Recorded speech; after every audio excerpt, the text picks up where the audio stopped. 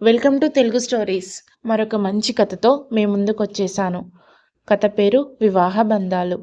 Doctor, kill me doctor, let me die. నన్ను చచ్చిపోనీయండి. నన్నెందుకు బతికించారు డాక్టర్? హృదయ విదారకంగా ఏడుస్తున్న శారద వంక జాలిగా చూసింది డాక్టర్ విజయ. ఆ మాటలను లెక్క చెయ్యనన్నట్టు ఇంజెక్షన్ ఇవ్వడానికి ప్రయత్నిస్తున్నాడు డాక్టర్ శ్రీనాథ్. డాక్టర్ గారు, నన్నెందుకండి బతికించారు? చచ్చిపోయి అయినా నన్ను సుఖపడనీయరా? ప్లీజ్, మీకు పుణ్యం ఉంటుంది. నాకింత విషం ఇయ్యండి. నన్ను చచ్చిపోయి సుఖపడనీయండి. నేనింక ఈ బతుకు బతకలేను డాక్టర్ గారు. దీనాది దీనంగా ఏడుస్తున్న శారదని చూస్తుంటే విజయ కళ్ళు అప్రయత్నంగా చెమర్చాయి. ఓదార్పుగా ఆమె భుజం తట్టి, ముందు నీవు కాస్త విశ్రాంతి తీసుకోమ్మా, తర్వాత మాట్లాడుదాం, ఏదో నచ్చజెప్పబోయింది. శారద ఆ మాటలు వినకుండా తల అడ్డంగా ఆడిస్తూ, ఈ విశ్రాంతి నాకొద్దు డాక్టర్. శాశ్వత విశ్రాంతి కావాలి నాకు. బతుకు పోరాటంలో పోరాడి పోరాడి అలసిపోయిన నాకు ఈ చిన్న విశ్రాంతి వద్దు. శాశ్వత విశ్రాంతి కావాలి నాకు. ఆ విశ్రాంతి నాకు దక్కేట్లు చేయండి. రెండు చేతులు జోడించి ప్రార్థించింది. కన్నీటి చారికలతో ఎర్రబడ్డ మొహంతో, మృత్యువుతో పోరాడి అలసిపోయిన ఆ మొహంలో నైరాశ్యం, ఆవేదన చూస్తుంటే ఆ అమ్మాయికి వచ్చిన అంత కష్టం ఏమిటో, పట్టుమని 25 కూడా కాకుండానే బతుకు పట్ల అంత విరక్తి ఎందుకు కలిగిందో, ఆమె బాధ ఏమిటో అడిగి ఆరా తీసి ఓదార్చి ధైర్యం చెప్పాలనిపించింది డాక్టర్ విజయకి. కానీ ప్రస్తుత స్థితిలో ఆ అమ్మాయి అంతసేపు మాట్లాడటం మంచిది కాదు. గండం గడిచిపోయింది. ఆ అమ్మాయి కాస్త కోలుకున్నాక నెమ్మదిగా అడగవలసిన ప్రశ్నలు అవి. విజయ మొహంలో భావం అర్థం చేసుకున్నట్టు శ్రీధర్, మిగతా విషయాలు తరువాత. ముందు ఆ అమ్మాయికి ఇంజెక్షన్ ఇవ్వాలి. కళ్ళతోనే సంజ్ఞ చేస్తూ ఒక విధంగా బలవంతంగానే గింజుకుంటున్న శారదకి ఇంజెక్షన్ ఇచ్చేశాడు శ్రీధర్.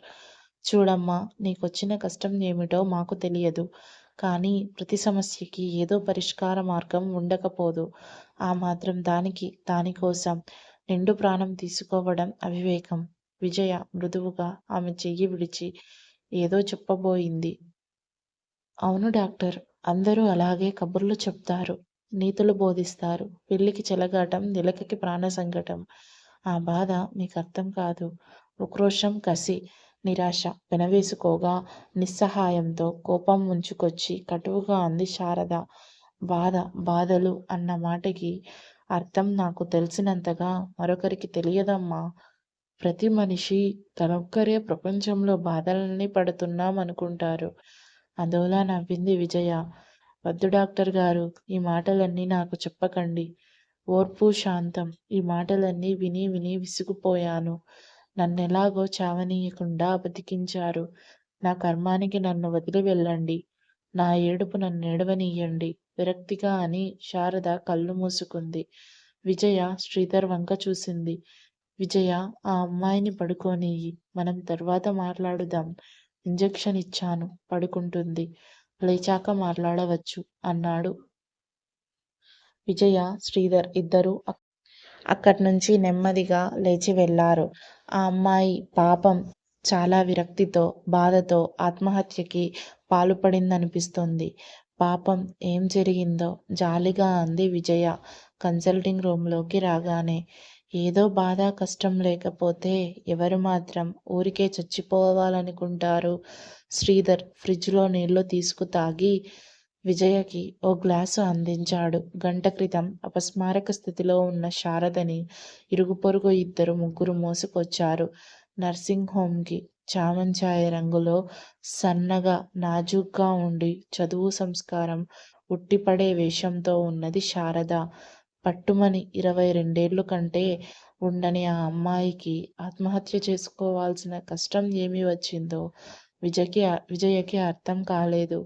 పొరుగింటి ముసలాయన ఇచ్చిన సమాచారం వల్ల శారద భర్తకి ఏదో కంపెనీలో పని, పెళ్ళై ఏనర్థం అయింది. పిల్లలు లేరు. శారద భర్త నిన్న కంపెనీ పని మీద కలకత్తా వెళ్ళాడు. ఇవాళ మధ్యాహ్నం 3 గంటలకి చాకలివాడు బట్టలు తెచ్చి ఎన్నిసార్లు పిలిచినా తలుపు తీయలేదు. శారద పైన తాళం లేదు. లోపల గడియ వేసి ఉండటం. శారద ఎంత పలకకపోవటం చాకలివాడికి ఆశ్చర్యం, అనుమానం వేసి పక్కనుంచి వెళ్ళి బెడ్రూమ్ కిటికీలోంచి తొంగి చూశాడు. శారద పక్కమీద పడుకొని ఉంది.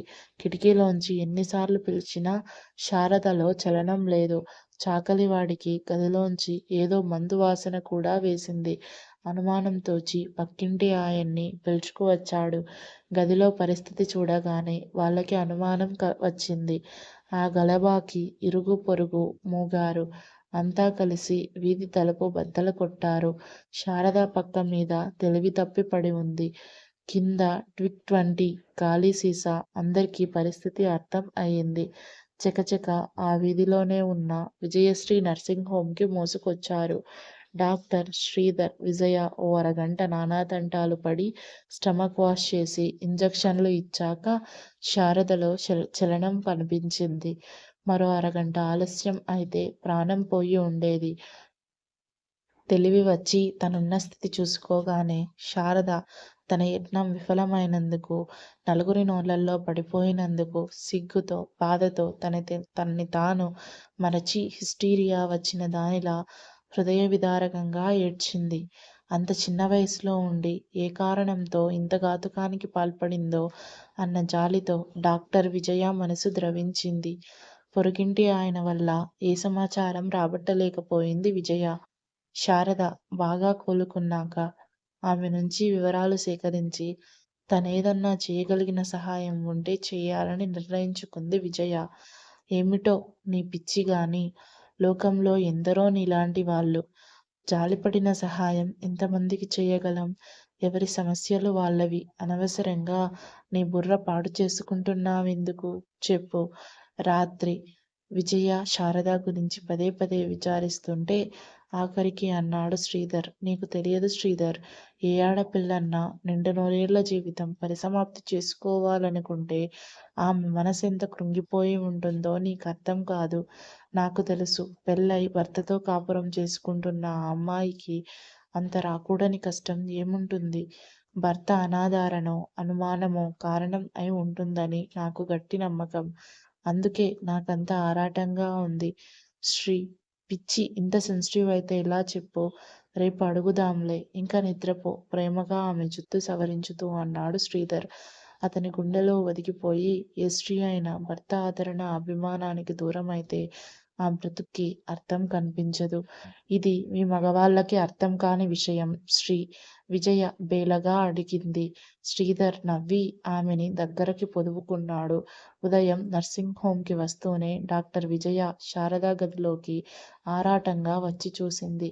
శారద రాత్రంతా నిద్ర పట్టనట్టు మత్తుగా తెల్లవారుజామున కాస్త బాధ తగ్గి నిద్రపోయింది.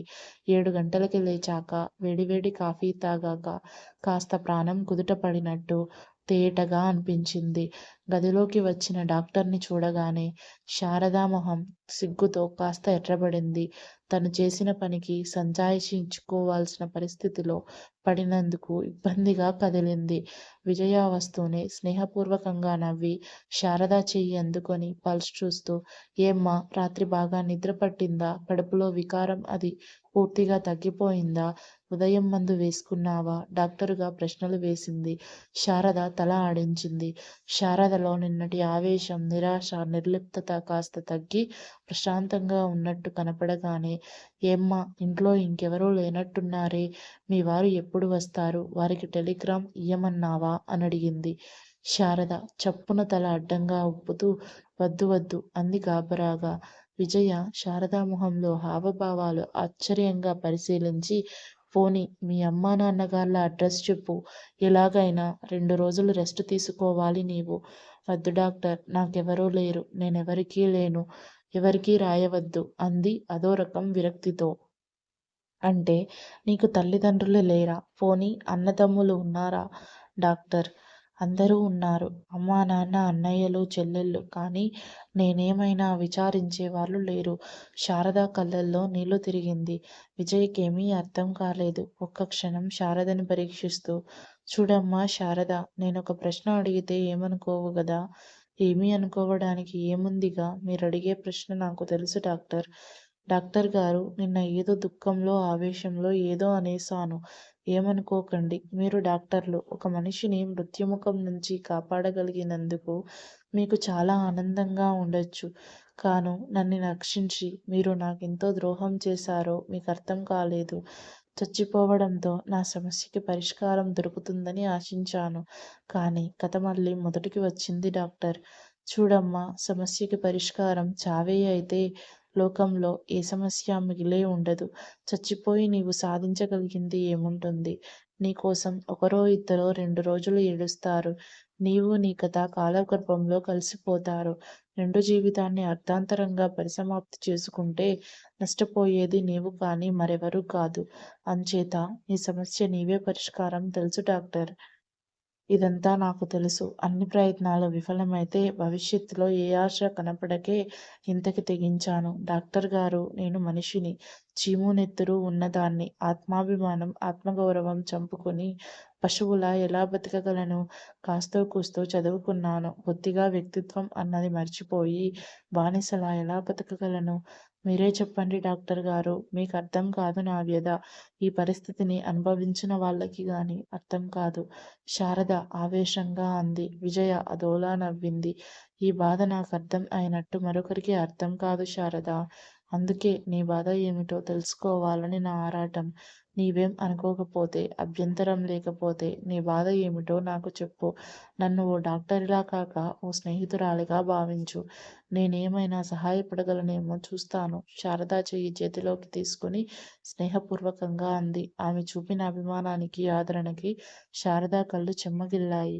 డాక్టర్ గారు, నా మీద మీరింత దయ ఎందుకు చూపిస్తున్నారు?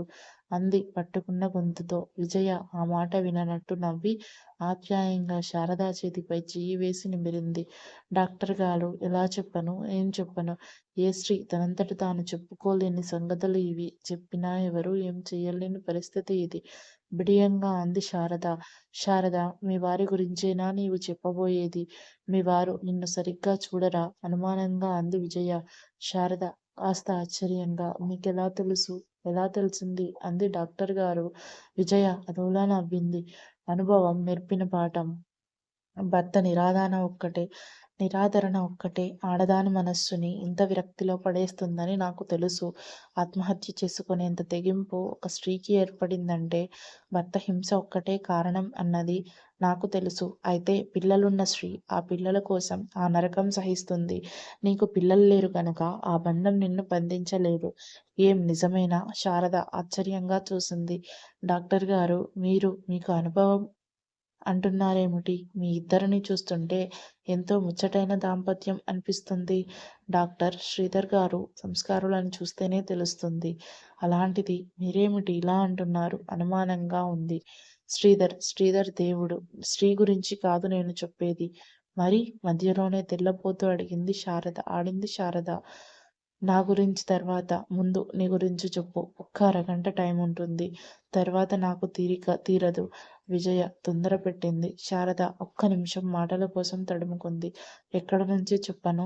ఎలా మొదలు పెట్టను? శారద గొనిగినట్లు అంది. నిజమే, జీవితాన్ని కథలా చెప్పడం సులువా? శారద లాంటి మామూలు ఆడపిల్ల ఏం చెప్పగలదు? ఎలా చెప్పగలదు? తన కన్న కలలన్నీ గాలిలో కలిసిపోయాయని, బతుకులో తీపి ఆశ హరించిపోయిందని ఎవరితో ఏమని చెప్పుకోగలదు? విజయ అసహనంగా కదలడం చూసి శారద తనని తాను కూడదీసుకుంటూ, డాక్టర్ గారు, మీరన్నట్లు భర్త నిరాదరణ ఏ స్త్రీ సహించలేదు. కేవలం నిరాదరణకే అయితే ఏదో మనసు చంపుకొని గానుగెద్దులా బతకవచ్చు.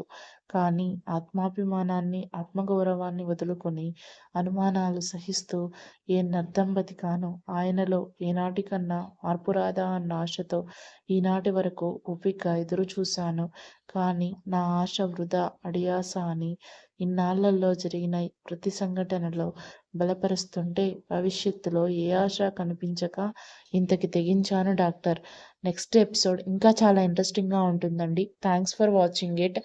Please do like, share and subscribe my channel friends. మునుపటి కథలా ఈ కథని మీరు ఎంతో ఆదరిస్తారని కోరుకుంటూ ధన్యవాదాలండి.